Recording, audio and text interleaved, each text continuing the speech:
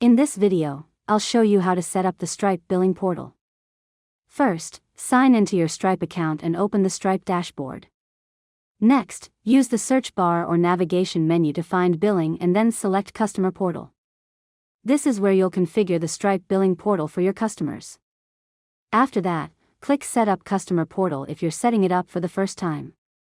Stripe will display several options that you can enable for your customers.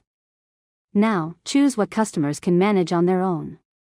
For example, you can allow them to update payment methods, view invoices, download receipts, change subscriptions, or cancel subscriptions.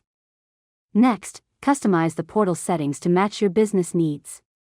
You can configure branding options such as your business name, logo, and colors.